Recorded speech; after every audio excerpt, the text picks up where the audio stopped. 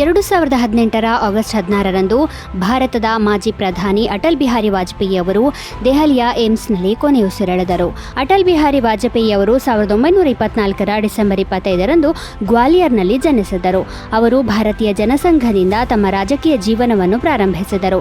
1968ರಿಂದ 1973ರವರೆಗೆ ಅವರು ಅದರ ಅಧ್ಯಕ್ಷರೂ ಆಗಿದ್ದರು. ನಂತರ 1977ರಲ್ಲಿ ಜನತಾ ಪಕ್ಷದ ಸರ್ಕಾರದಲ್ಲಿ ಅಟಲ್ಜಿ ವಿದೇಶಾಂಗ ಸಚಿವರಾದರು. ಈ ವೇಳೆ ಅವರು ವಿಶ್ವಸಂಸ್ಥೆಯ ಸಾಮಾನ್ಯ ಸಭೆಯಲ್ಲಿ ಹಿಂದಿಯಲ್ಲಿ ಭಾಷಣ ಮಾಡಿದರು. ಹಾಗೆ ಮಾಡಿದ ಮೊದಲ ನಾಯಕ ಅವರು.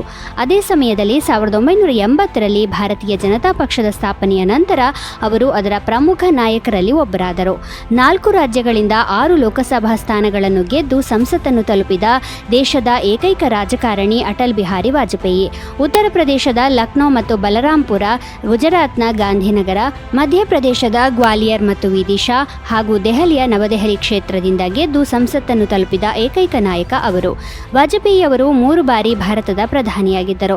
1996ರಲ್ಲಿ ಅವರು ಮೊದಲ ಬಾರಿಗೆ 13 ದಿನಗಳ ಕಾಲ ಪ್ರಧಾನಿಯಾದರು. ನಂತರ 1998ರಲ್ಲಿ 13 ತಿಂಗಳ ಕಾಲ ಪ್ರಧಾನಿಯಾದರು.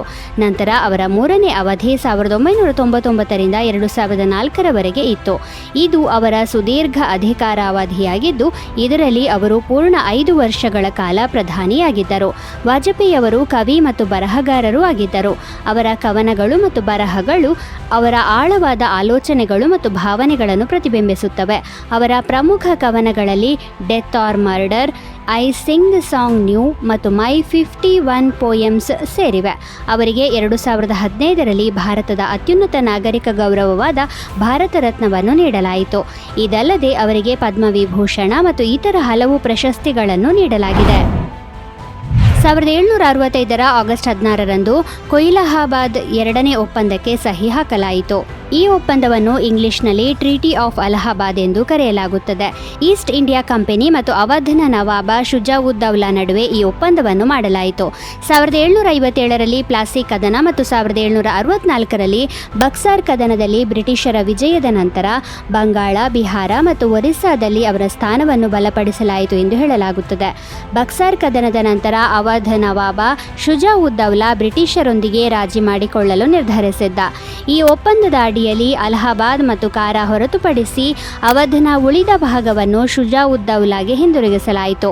ಅಲ್ಲದೆ ಅವಧ್ನ ಭದ್ರತೆಗಾಗಿ ಕಂಪನಿಯು ನವಾಬನ ವೆಚ್ಚದಲ್ಲಿ ಇಂಗ್ಲಿಷ್ ಸೈನ್ಯವನ್ನು ಅಲ್ಲಿ ಇರಿಸಿತ್ತು.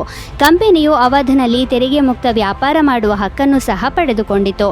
ಶುಜಾವುದ್ದೌಲಾನಿಗೆ ಮೊದಲಿನಂತೆ ಬನಾರಸ್ನ ರಾಜ ಬಲ್ವಂತ್ ಸಿಂಗ್ ಅವರಿಂದ ಆದಾಯ ಸಂಗ್ರಹಿಸುವ ಹಕ್ಕನ್ನು ಸಹ ನೀಡಲಾಯಿತು. ಅಲಹಾಬಾದ್ನ 2ನೇ ಒಪ್ಪಂದವು ಭಾರತೀಯ ಇತಿಹಾಸದಲ್ಲಿ ಒಂದು ಮಹತ್ವದ ತಿರುವು ನೀಡಿತು. ಈ ಒಪ್ಪಂದದೊಂದಿಗೆ ಭಾರತದಲ್ಲಿ ರಾಜಕೀಯವಾಗಿ ಮತ್ತು ಸಾಂವಿಧಾನಿಕವಾಗಿ ಬ್ರಿಟಿಷ್ ಆಳ್ವಿಕೆ ಪ್ರಾರಂಭವಾಯಿತು.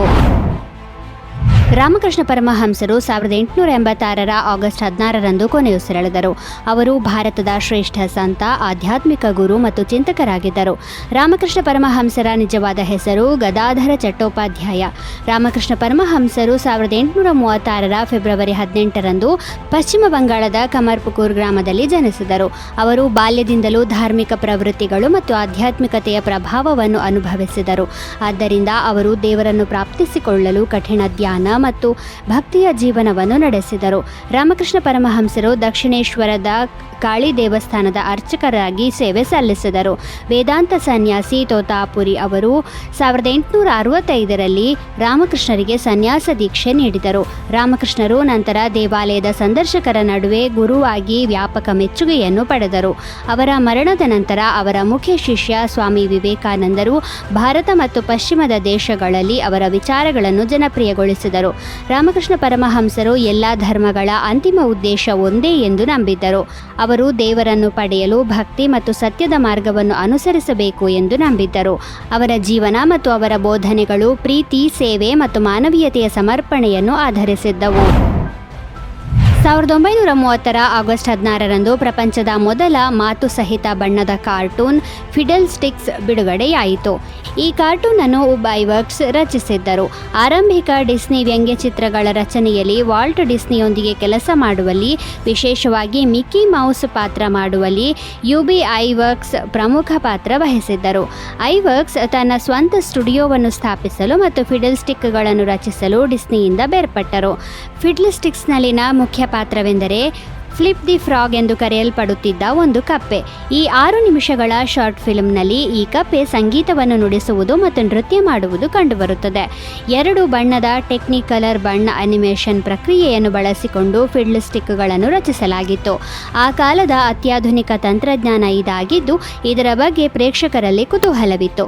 ಹೆಚ್ಚುವರಿಯಾಗಿ ಇದು ಕಾರ್ಟೂನ್ ಧ್ವನಿ ಪಥವನ್ನು ಹೊಂದಿತ್ತು. ಇದರಲ್ಲಿ ಪಾತ್ರಗಳು ಮತ್ತು ಸಂಗೀತಕ್ಕೆ ಧ್ವನಿಗಳು ಸೇರಿದ್ದವು. ಕಾರ್ಲ್ ಸ್ಟಾಲಿಂಗ್ ಈ ಚಿತ್ರಕ್ಕೆ ಸಂಗೀತ ಸಂಯೋಜಿಸಿದ್ದರು. 1858 ಆಗಸ್ಟ್ 16ರಂದು ಬ್ರಿಟನ್ನ ರಾಣಿ ವಿಕ್ಟೋರಿಯಾ ಅಟ್ಲಾಂಟಿಕ್ ಸಾಗರದಾದ್ಯಂತ ಮೊದಲ ಬಾರಿಗೆ ಟೆಲಿಗ್ರಾಫ್ ಸಂದೇಶವನ್ನು ಕಳುಹಿಸಿದರು. ಈ ಸಂದೇಶವನ್ನು US ಅಧ್ಯಕ್ಷ ಜೇಮ್ಸ್ ಬುಕಾನನ್ ಅವರಿಗೆ ಕಳುಹಿಸಲಾಗಿತ್ತು. ಈ ಸಂದೇಶವನ್ನು ಟ್ರಾನ್ಸ್ ಅಟ್ಲಾಂಟಿಕ್ ಟೆಲಿಗ್ರಾಫ್ ಕೇಬಲ್ ಮೂಲಕ ವಿನಿಮಯ ಮಾಡಿಕೊಳ್ಳಲಾಯಿತು. ಇದನ್ನು ಬ್ರಿಟನ್ ಮತ್ತು ಅಮೆರಿಕದ ನಡುವೆ ಸಮುದ್ರದ ಅಡಿಯಲ್ಲಿ ಹಾಕಲಾಗಿತ್ತು. 1858 ಆಗಸ್ಟ್ 16ರಂದು ರಾಣಿ ವಿಕ್ಟೋರಿಯಾ ಬೆಳಿಗ್ಗೆ 10:50ಕ್ಕೆ ಸಂದೇಶವನ್ನು ಕಳುಹಿಸಿದರು ಎಂದು ಹೇಳಲಾಗುತ್ತದೆ. 99 ಪದಗಳ ಈ ಸಂದೇಶವು 509 ಅಕ್ಷರಗಳನ್ನು ಹೊಂದಿತ್ತು. ಮರುದಿನ ಸಂಜೆ 4:30ಕ್ಕೆ ಬುಕಾನನ್ಗೆ ಸಂದೇಶ ತಲುಪಿತು. ಸಂದೇಶವು ತಲುಪಲು ಸುಮಾರು 18 ಗಂಟೆಗಳನ್ನು ತೆಗೆದುಕೊಂಡಿತ್ತು. ಅಂದರೆ ಒಂದು ಅಕ್ಷರ ಕಳುಹಿಸಲು 2 ನಿಮಿಷ ಬೇಕಾಗಿತ್ತು. ಈ ಸಂದೇಶಕ್ಕೆ ಪ್ರತಿಕ್ರಿಯೆಯಾಗಿ US ಅಧ್ಯಕ್ಷರು 143 ಪದಗಳ ಟೆಲಿಗ್ರಾಫ್ ಸಂದೇಶವನ್ನು ಸಹ ಕಳುಹಿಸಿದ್ದರು. ರಾಣಿ ವಿಕ್ಟೋರಿಯಾ ಈ ಸಂದೇಶವನ್ನು 10 ಗಂಟೆಗಳ ಒಳಗೆ ಸ್ವೀಕರಿಸಿದರು. ಆದಾಗ್ಯೂ ಈ ಆರಂಭಿಕ ಕೇಬಲ್ ಕೆಲವು ವಾರಗಳ ನಂತರ ಕಾರ್ಯನಿರ್ವಹಿಸುವುದನ್ನು ನಿಲ್ಲಿಸಿತು. ಆದರೆ ಇದು ಭವಿಷ್ಯದ ಯೋಜನೆಗಳಿಗೆ ದಾರಿ ಮಾಡಿಕೊಟ್ಟಿತು. ನಂತರ 1866ರಲ್ಲಿ ಶಾಶ್ವತ ಅಟ್ಲಾಂಟಿಕ್ ಟೆಲಿಗ್ರಾಫ್ ಸೇವೆಗಾಗಿ ಮತ್ತೊಂದು ಕೇಬಲ್ ಅನ್ನು ಯಶಸ್ವಿಯಾಗಿ ಹಾಕಲಾಯಿತು.